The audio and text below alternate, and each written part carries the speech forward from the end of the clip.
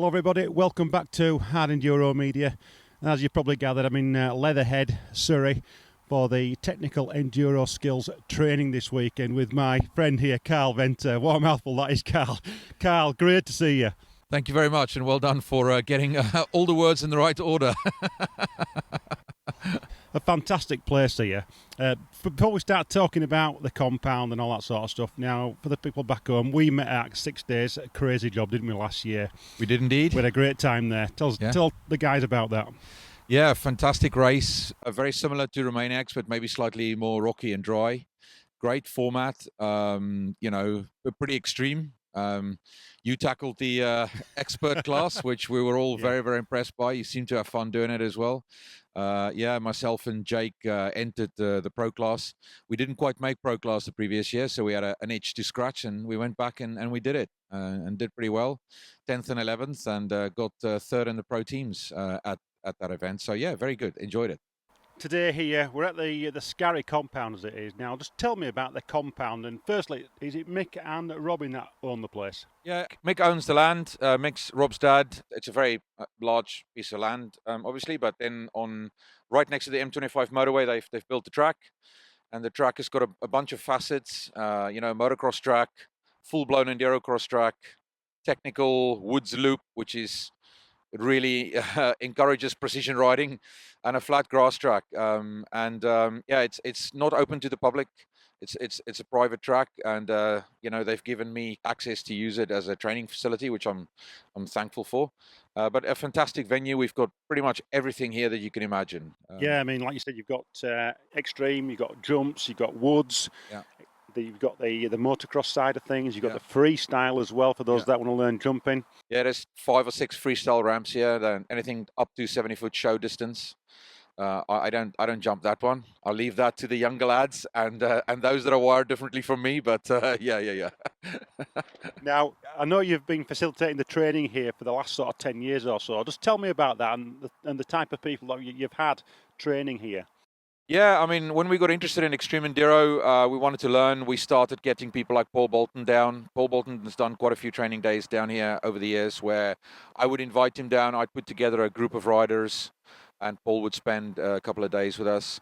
I've had guys from Romania, gold class riders from Romania in here, like Varga Zolt. We've had Chris Birch down here training as well. Yeah, so over the years, about somewhere between 8 and 10 years, we've had people coming down just offering training, and it's been great. What's your experience in hard enduro? I know you've been to Romania and done Romaniacs. What else have you done? Yeah. So I've done Romaniacs twice, 2013, 2014. That was in the bronze class then. Loved it, absolutely enjoyed it.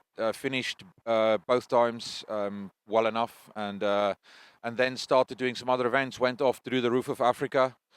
Then went back to South Africa for another race, the Impi Enduro. Fantastic, amazing event. I did silver class there. Then came back, then tackled the 6-day crazy job twice. First in expert and then in pro. And this year aiming to do sea to sky if it's on, otherwise back to the roof. Yeah. Just tell me about Jake, your son now. Jake, he helps out, doesn't he, during these training sessions? Yeah, I mean, look, Jake's been riding since he was 4, and I've been working with him to improve him. He spent many, many years on a trials bike, so he's got very, very good riding ability. He's 17 now. He's done the 6-day crazy job Bulgarian race twice. Finished it both times, and we'd love to go back to Romania. I mean, he's been to Romania riding many, many times with us, but just on tours. He helps out down here. I mean, he's 17, so I can't insure him as an instructor yet, but he's my able-bodied demonstrator. He's faster than me now. He's better than me. He gets over stuff easier than me. So I'm a successful instructor, obviously, and that. So. Well, but it's nice to see you two working together as you do. Obviously, you've got that good relationship, and it's really good to see. But talking about the training, why now? I know you've facilitated the training, got other people to instruct down here, but why now have you taken that step to do the training yourself? Yeah, I've always been enthusiastic about helping people. I buzz when I show somebody something and it clicks and they learn. My friends have been nagging me a little bit to do it more formally because there seemed to be a demand for it. And frankly, it helps pay the bills a little bit, and it helps us keep rubber side down, pays for racing tires and stuff like that. So that's really why we started doing it. Just to get that in. Something that Jake can maybe take a more serious part in when he's in university on weekends and that sort of thing. So yeah, that's why. But really, I love it. Like I'm genuinely enthusiastic about showing people stuff. I can see that from yeah. from what we've seen Yeah. early this morning. So the training, who's it aimed at? Who's your main target audience? Look, for the most, we can train anybody up to expert level, but for the most part, the most people that come down are novice and intermediate riders.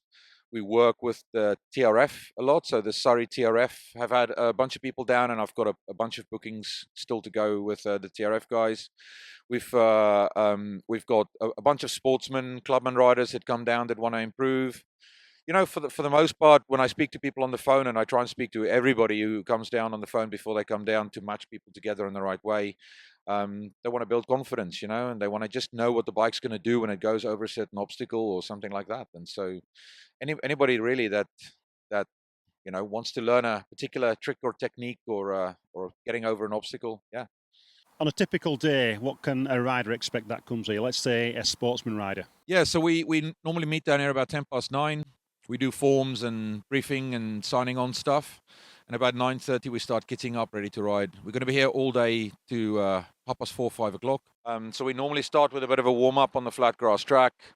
I look at how the guys are riding, what their ability level is like, start just noticing and giving them some obvious tips, riding position, holding the bike with their knees, balancing the bike, riding on the balls of their feet, all that sort of stuff, cornering the bike properly, elbows up, look ahead. Then we slow things right down. We bring things back to basics. We do some figure of eights, really, really slow, tight figure of eights. We ride through some cones to see if the bikes are aware of rear wheel path. And then we start on some small obstacles to preload and lift, that sort of stuff. It's funny how even experienced riders sometimes come down and they've just developed some bad habits. So we just reinforce the good stuff yet again, back to basics. And then the day, I have a structured process that I take most groups through. Like it's slightly different for level 1 to level 2, but so that it's group and skill appropriate. And I try and build from one skill to the next so that, for example, when we're working on a clutch hold on a hillside, we'll do that first before we go and start doing pivot turns and all the other sort of stuff that's more complicated and that requires more effort and skill, so the bike doesn't run back. They know how to hold the bike and all that sort of stuff. So cost-wise and sort of contact, on a typical cost for group sessions or a single session, how does that work? Yeah, we do one-to-ones here and there, predominantly through the week if I can get time off work. Weekends, I try and keep those to groups. It's 100 quid per person when they participate in a group. And level 1 groups, maybe slightly bigger group, 8, maximum 10 when it's not virus conditions. And then the level 2 sort of maximum 6 per group, because the guys are a bit more agitated to ride and less patient. So yeah. And contact-wise, if somebody wanted to book a training session, how do they do that? Yeah, I've got a Facebook page. It's Technical Enduro Skills Training. I've also got a YouTube page. Again, Technical Enduro Skills Training. Look at both those. Contact me through the IAMs. My Facebook page has a WhatsApp button on it, so you can click that and communicate with me. I'll always get straight back to you, jump on the phone, talk about what you need, and yeah, go from there. Yeah, I know you like to speak to the riders quite in depth before they come on the phone, don't you? Just to get an idea of what they want, and so you can get them with the right groups of people. That's sometimes a challenge, right? Because not everybody is sort of confident about saying what they're able to do on the bike.